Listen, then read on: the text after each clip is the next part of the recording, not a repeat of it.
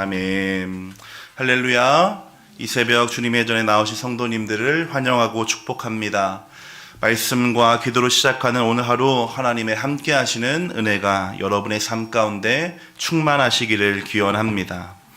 오늘부터 담임 목사님 안식년 기간입니다. 성령께서 함께 하시고 인도하시는 안식년이 되도록 기도해 주시기를 부탁드립니다.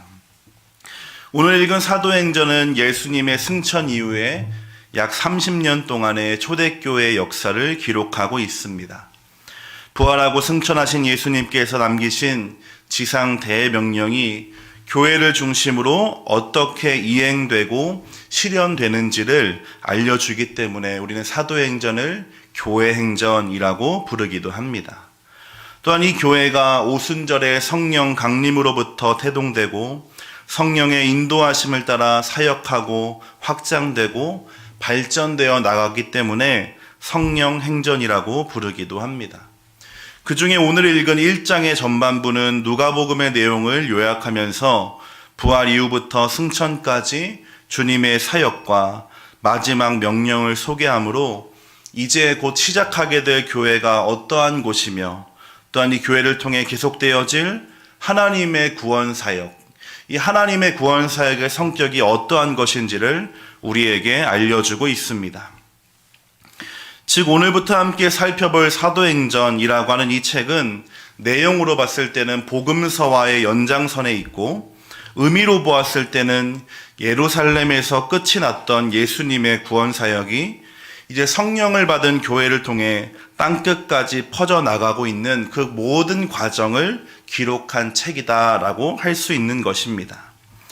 교회를 통해서 예수님의 구원 사역과 하나님의 역사가 계속되고 있다라고 하는 이 말은 교회 시대를 살고 있는 현대의 교회가 사도행전을 주목하는 이유입니다.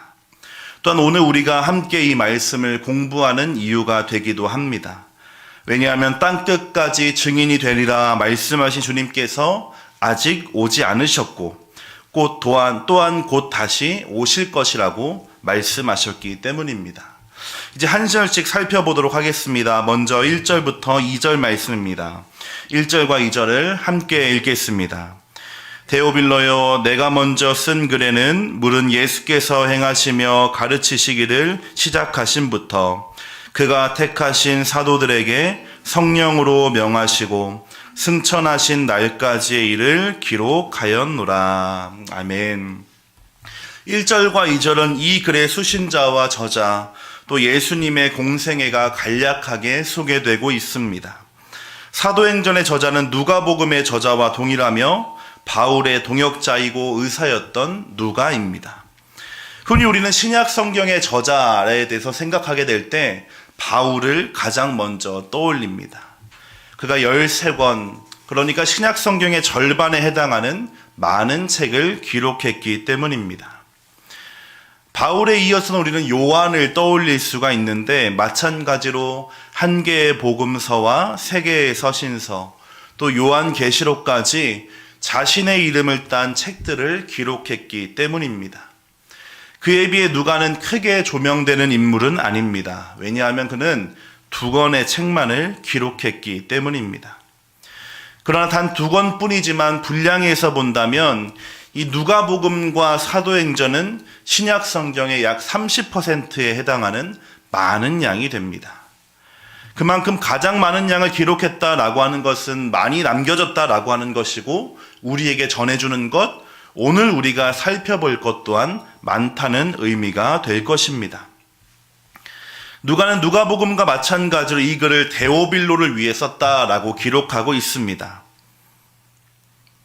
이것은 누가복음과 사도행전이 개인을 위한 글이라기보다는 출간을 돕는 이들에게 책을 헌정했던 로마 당시의 관행에 따른 것으로 실제로 사도행전의 실제 수신자, 독자는 모든 그리스도인으로 보는 것이 타당할 것입니다. 누가는 수신자에 대한 짧은 인사에 이어서 누가복음의 주 내용이었던 예수님의 지상사역을 요약합니다. 예수님의 사역은 4가지로 요약되고 있는데 행하셨고 가르치셨습니다. 또한 사도들에게 명령하신 후에 승천하신 것. 이것이 누가가 아주 짧게 요약하고 있는 예수님의 지상 사역이 되겠습니다. 누가는 이렇게 쉽게 지나칠 수 있는 1절과 2절, 이 두 계절을 통해서 사도행전을 시작하고 있는데, 그것은 이제 앞으로 이어지고 시작하게 될 사도들의 행전, 사도들의 이야기가 그들만의 독자적인 사역이 아니라 성령을 통해서 명령을 받은 사도들을 통해 예수 그리스도의 사역이 계속되고 있다는 것을 우리에게 알려주고 있는 것입니다.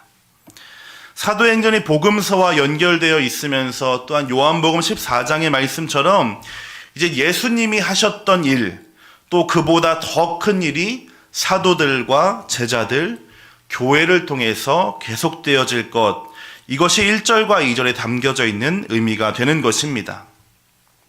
이렇게 교회와 성도가 예수님의 사역을 계승할 뿐만 아니라 그분이 하신 일보다 더 큰 일을 하게 될 것이다 라고 하는 이 말씀은 매우 중요합니다.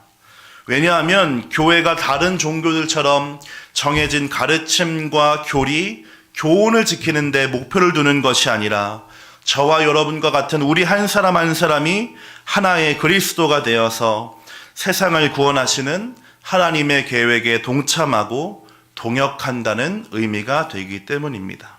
마이크를 조금 더 줄여주세요. 그러므로 오늘 우리에게 주어진 하루는 어제의 생명이 연장된 것도 아니고 어제의 삶을 반복하고 답습하는 것도 아닐 것입니다. 새롭게 주어진 생명과 호흡으로 온 세상을 향하신 하나님의 구원 사역의 계승자로 살아가는 새로운 하루, 우리가 매일 매순간 날마다 맞이하는 하루하루는 그저 어제와 똑같은 하루가 아니라 오늘도 우리를 통해 일하실 하나님의 놀라운 구원 사역과 하나님의 일을 이어나가는 새로운 하루가 된다라고 하는 것입니다. 오늘 하루가 우리 안에 계신 성령으로 말미암아 또 성령의 인도하심을 따라서 하나님의 뜻을 이루며 하나님을 기쁘시게 할 뿐만 아니라 하나님의 일에 동참하고 참여하는 하루가 되기를 소망합니다. 우리 3절을 보시겠습니다. 3절 함께 읽겠습니다. 그가 고난받으신 후에 또한 그들에게 확실한 많은 증거로 친히 살아계심을 나타내사 40일 동안 그들에게 보이시며 하나님 나라의 일을 말씀하시니라. 아멘.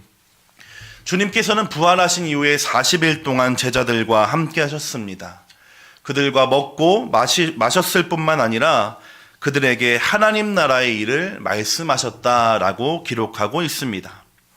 이 말은 이제 자신을 대신하여 이 땅에서 살아갈 제자들이 바라보고 이루어가야 할 목표가 무엇인가, 그것을 알려주신 것이라 볼 수 있겠습니다. 하나님 나라는 예수님의 사역의 시작이었으며 목표였습니다. 예수님은 회개하라, 하나님의 나라가 가까이 왔다, 천국이 가까이 왔다라는 말씀으로 사역을 시작하신 것과 같습니다. 그분은 이 땅에 하나님의 나라를 이루기 위해 오신 분이십니다.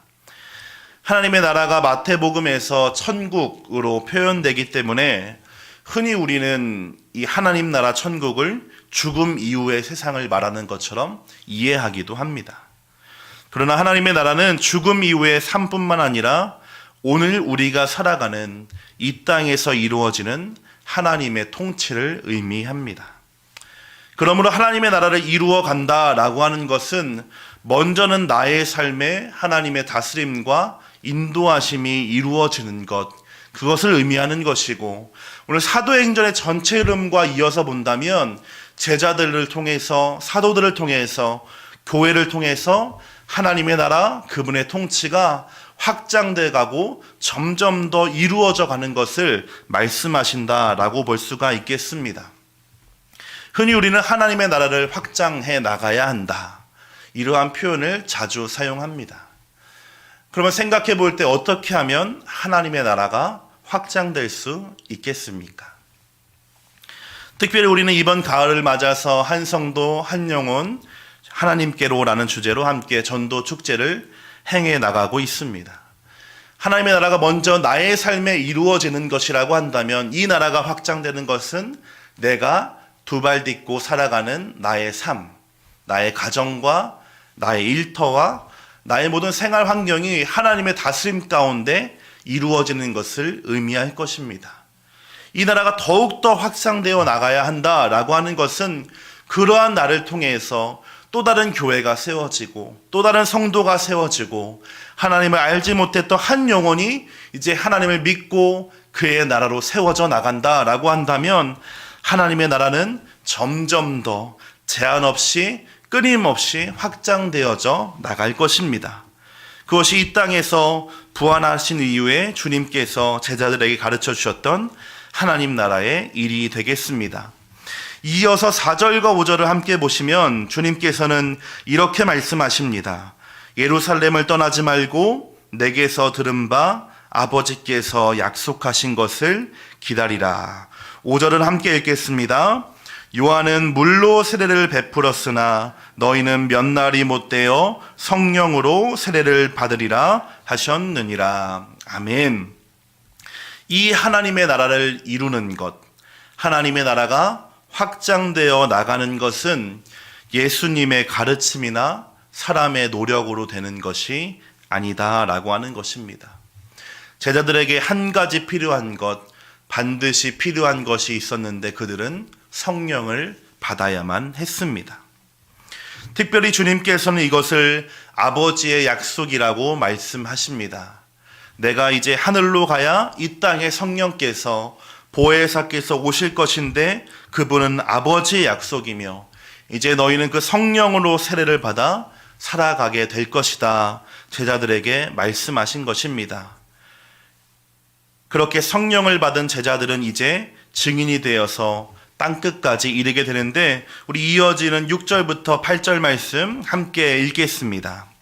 그들이 모였을 때 예수께 여쭈어 이르되 주께서 이스라엘 나라를 회복하심이 이때니까 하니 이르시되 때와 시기는 아버지께서 자기의 권한에 두셨으니 너희가 알 바 아니요 오직 성령이 너희에게 임하시면 너희가 권능을 받고 예루살렘과 온 유대아와 사마리아와 땅끝까지 이르러 내 증인이 되리라 하시니라. 아멘.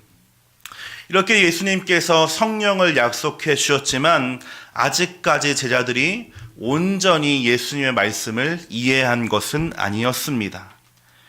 제자들은 과거 복음서에 있는 기록과 같이 다시 한번 주님께 이스라엘의 회복이 언제인지를 묻습니다. 그러한 제자들의 질문에 주님께서는 그것이 그들의 소관이 아니며 그들이 더욱더 바라고 구해야 할 것은 성령의 충만함임을 우리에게 알려주고 있습니다. 오직 성령이 너희에게 임하시면 성령이 없이는 제자로 살아갈 수가 없고 교회로 살아갈 수 없고 하나님의 나라를 이루어갈 수가 없습니다. 그러나 성령의 충만함을 받은 사람에게는 권능이 주어지게 됩니다. 이 권능은 하나님의 일을 끝까지 할 수 있는 힘입니다. 우리 삶에 마주하게 되는 문제를 해결해 나갈 수 있는 힘입니다. 내 삶에 해결되지 않는 문제가 있음에도 불구하고 좌절하거나 낙심하는 것이 아니라 하나님을 붙들게 하는 능력인 줄로 믿습니다. 이렇게 주의 말씀에 순종하여 성령을 받고 권능을 받은 제자들은 이제 예루살렘을 넘어 유다와 사마리아와 땅끝까지 이르러 주님의 증인이 될 수 있다라고 하는 것입니다. 예수 그리스도의 복음, 그분의 구원 사역은 지금도 여전히 진행 중입니다. 십자가에서 모든 것을 이루셨지만 이제는 저와 여러분과 같은 성도를 통해 이 땅에 하나의 교회로 살아가고 있는 우리를 통해 완성시켜 나가고 있는 것입니다. 사랑하는 성도 여러분, 오늘도 주님은 우리에게 새로운 하루를 주셨습니다. 그 하루, 어제와 동일한 하루가 아니라 성령의 인도하심 받는 하루, 성령의 충만함으로 이 땅 가운데 하나님의 뜻을 이루며 하나님의 나라를 세워나가는 저와 여러분 되기를 소망합니다. 하나님 감사합니다. 이 새벽에도 주의 전에 불러주셔서 주의 말씀을 나누게 하시고 오늘도 주님의 사람으로 주의 제자로 살아갈 수 있게 하시니 감사드립니다.